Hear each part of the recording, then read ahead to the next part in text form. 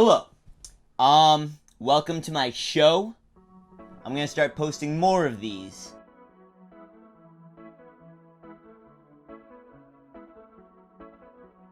These more serious chats with me, because I have a lot to talk about. I'm not, always finding that I'm extremely serious in what I do. But sometimes I like to give a little bit of life tips, a little life advice, or thoughts and opinions on things, which is cool. That's cool to do, I promise.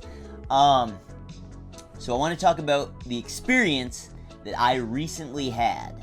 And also just like an experience that I had over the past school semester as well, dealing with some PA work and some extra style work if people are interested in getting into this sort of thing.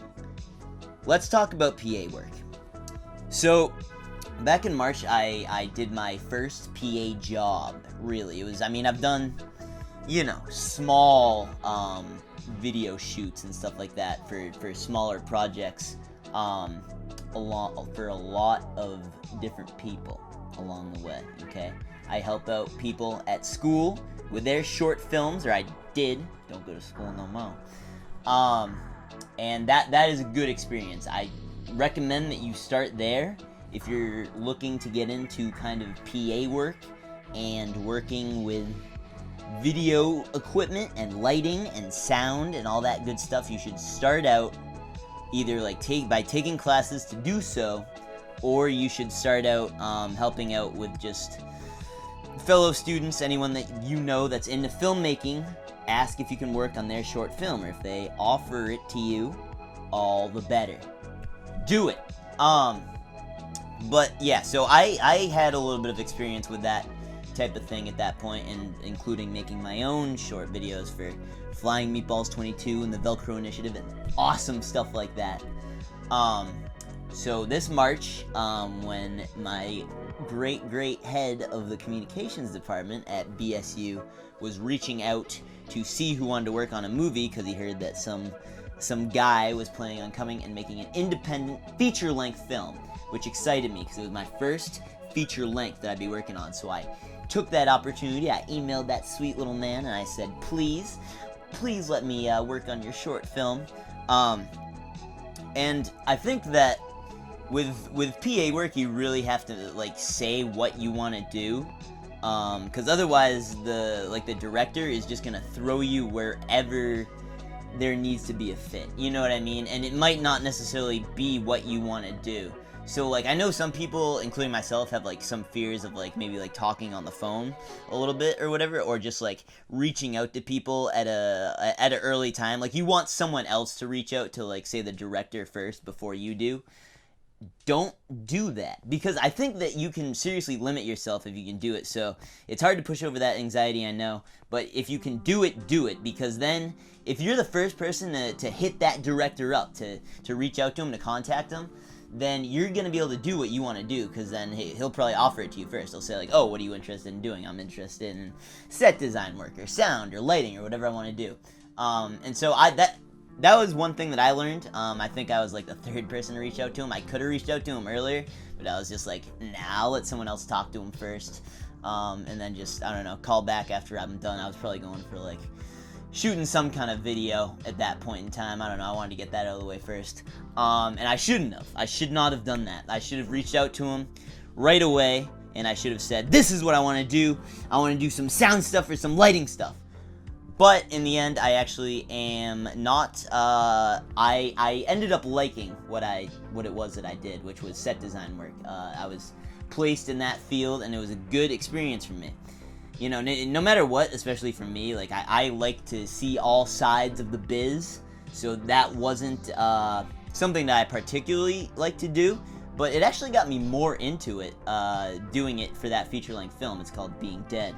Look for it soon. I made one of the sets. But it was just for an office, and it got me more into it, because now I'm big time into doing sets for my own style videos. I gotta have a certain aesthetic, if you will. Don't you just love that word, aesthetic? But yeah, so I helped out make like an office, just basically look like more character driven. Like the character had kind of an obsession with Polaroid cameras in this particular movie, and so I made it out so that there were a bunch of like Polaroid boxes in there, and she was a scientist and she was looking up all kinds of scientific research. Went to the library, got some scientific bio books. That's not me, okay? I'm certainly not into science, but this main character of the film was. So that's the kind of stuff you got to look at when you do set design work. And it was a good experience for me overall. There is something that generally happens when you do PA work where I think, based on the role that you're assigned, you're going to be waiting around for a little bit of time.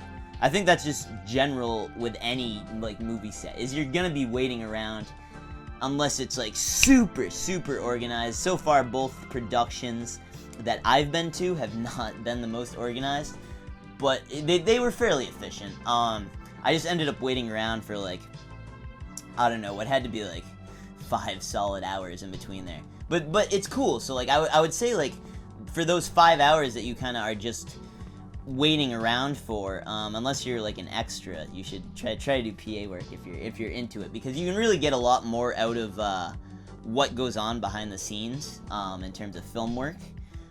So you should try to get like up close and personal and see like what the director's doing, how the director is making his calls that he's making for the director of cinematography, how he's instructing him, how the director is instructing the sound operator, how the sound operator is operating his equipment, same with the lighting operator, and it's just, you'll learn so much.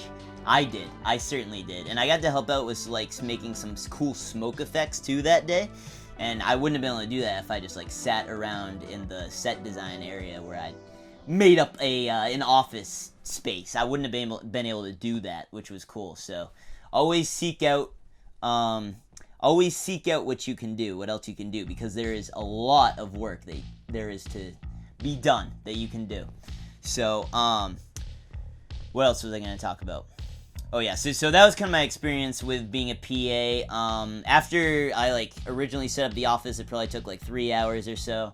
It was kind of cool. You just get to design a set based on how you think it should look, based on what the main character is like, based on whoever that character is that's going to be in that room or outside. If it's outside, I haven't done that yet.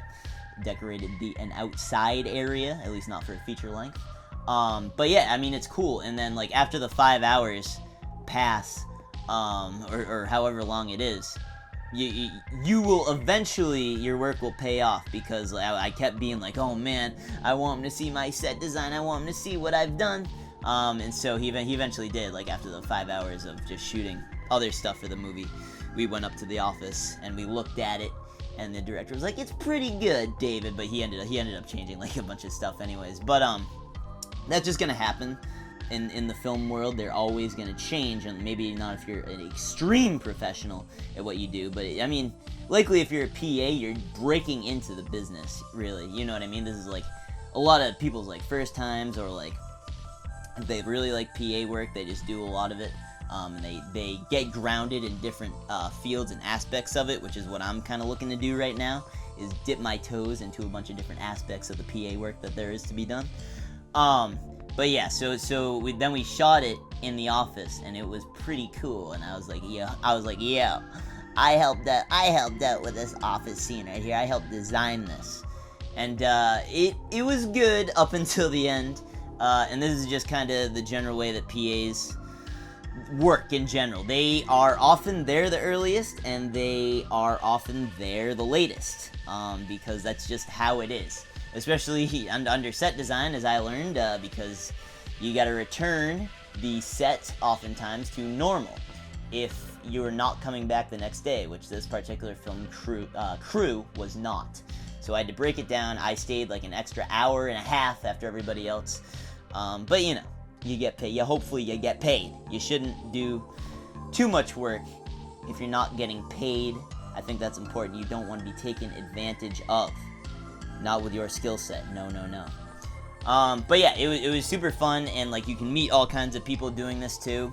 And that's something else that I'm going to talk about with the experience that I just had yesterday. This one, I'm super excited to talk about. because this was an exciting experience for me, and this was my first time ever doing anything like this. So it was a phenomenal experience. We are bright right now. Hot damn, we're bright. We're gonna take a break, and I'm gonna talk about this. After the break.